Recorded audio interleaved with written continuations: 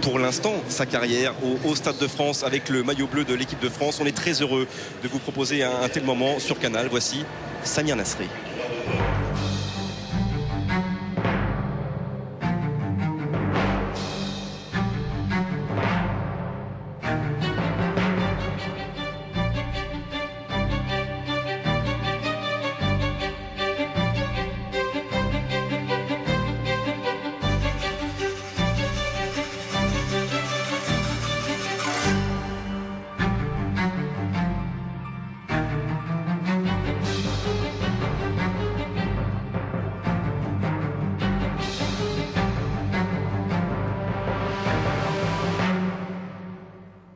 À l'école, souvent, quand c'est la rentrée des classes, on me demande qu'est-ce qu'on va faire plus tard.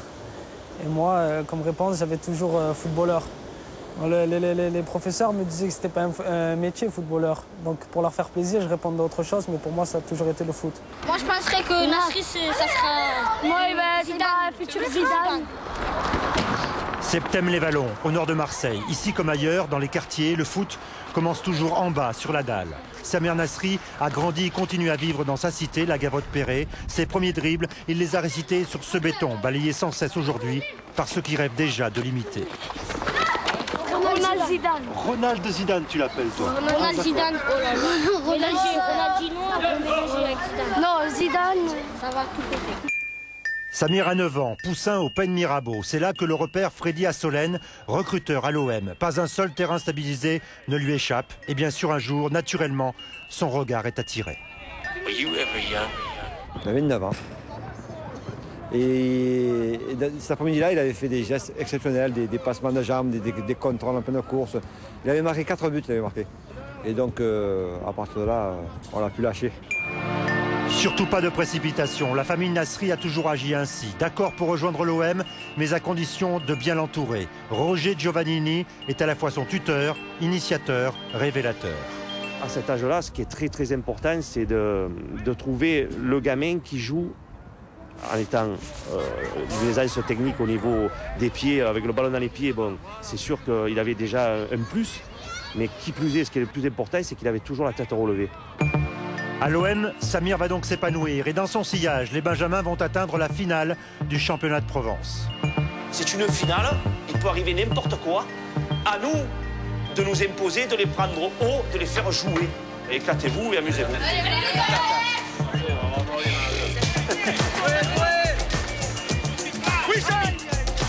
Oui,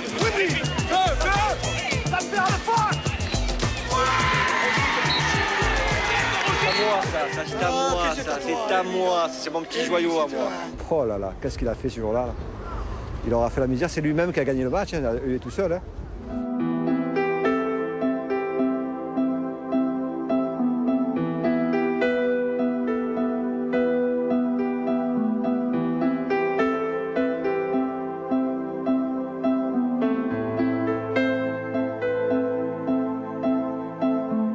Ouais, ce jour-là, j'ai encore l'image en tête.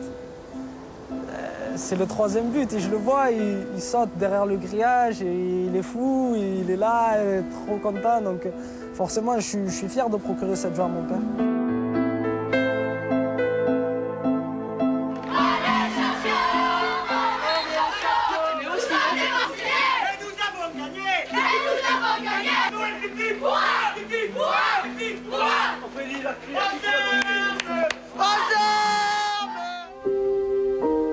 Humilité mais déterminé, à l'image de son père, confident, complice et guide à la fois. Ce jour-là, Amin Nasri fait découvrir à son fils de 13 ans la pelouse du Vélodrome et discrètement, il évoque le jour où il y reviendra, crampons aux pieds.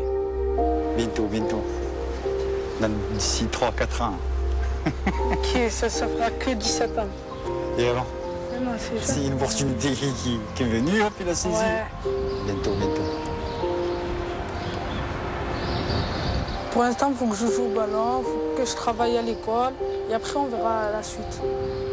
N'importe où je jouerai au foot parce que j'aime ça. C'est pas parce que je suis dans un club pro que ça y est, je dois jouer mieux. Non.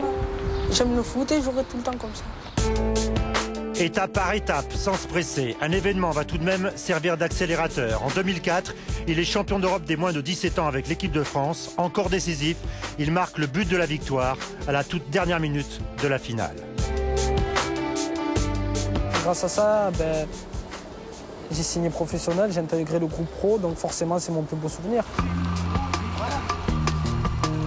Je suis dans un effectif où il y a Fabien Barthez, Vicente Lizarazu qui sont champions du monde. Et quand ils sont champions du monde, j'ai 11 ans, je les regarde à la télé et j'ai les yeux comme ça. Et je suis dans un rêve. Et mes petits frères, oh, tu joues avec Barthez, avec Lizarazu, ils sont fans. Et moi, je suis là avec eux dans le vestiaire. Nasri touche au but le 12 septembre 2004. Assis sur le banc de Sochaux, José Anigo lui demande de se lever pour la première fois. José m'appelle, il me dit, c'est à toi de rentrer. Je suis milieu gauche quand je rentre. Et derrière moi, il y a Vicente Lizarazu. Et il me dit... Écoute, occupe-toi de jouer comme tu fais à l'entraînement. Dribble, tente. Moi, je m'occupe de la défense. Et toi, occupe-toi de l'attaque. Avec Lizarazu, Nasri qui résiste pour l'instant à Pito. Il est passé une fois, deux fois dans la surface de réparation.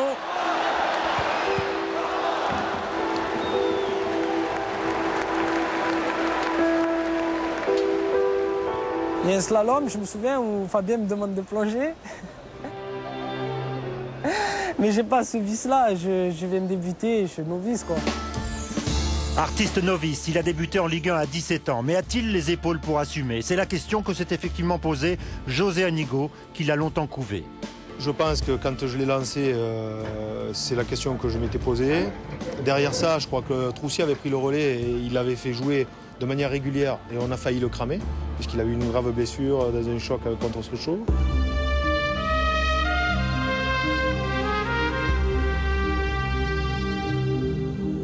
Il a mal pour de bon, moi je te le dis, je le connais.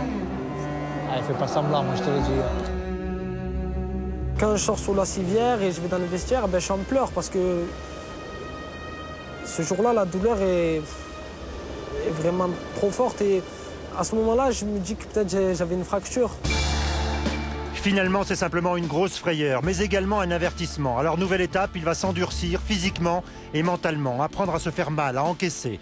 Cette saison, c'est l'épanouissement, à tel point, signal fort, qu'un soir de PSG-OM, ses partenaires lui offrent le droit de dénouer le scénario. Je vais prendre le ballon et il n'y a personne qui est venu à un moment donné me dire non, tu ne tires pas. J'y vais avec la certitude de le marquer.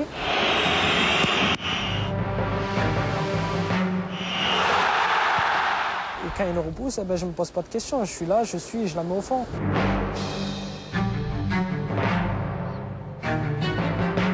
C'est mon premier match au parc en plus.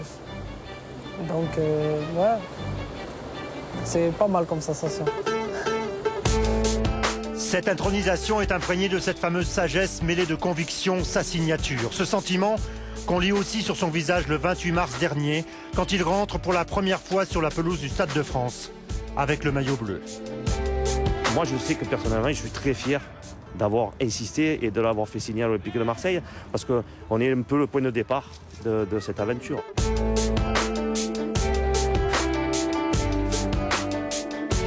Ah ouais, je peux mourir maintenant, il n'y a pas de souci. Hein. Pour moi, c'est exceptionnel. J'espère en avoir d'autres, mais comme lui, je ne crois pas.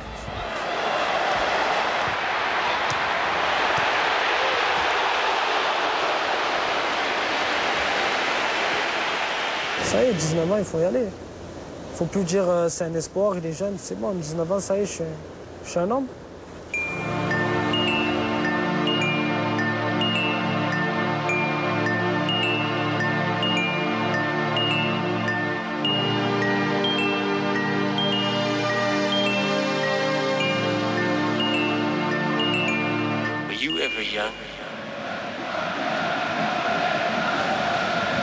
Et il n'a pas beaucoup changé quand même, Samir Nasri. C'est un homme à 19 ans, Christophe, ça reste un gamin quand même. C'est pour ça qu'il faut le protéger. Exactement, il faut continuer à le protéger, mais il montre aussi une énorme force de caractère au-delà de ses qualités techniques qui sont connues, reconnues à présent.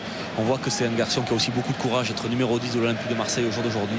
Ça démontre un vrai caractère et un vrai mental. 84e match pour lui ce soir en Ligue 1 déjà. Je vous voyais ouvrir de grands yeux, on a ouvert de grands yeux pendant ces 9 minutes de bonheur. Merci à Vincent Alix.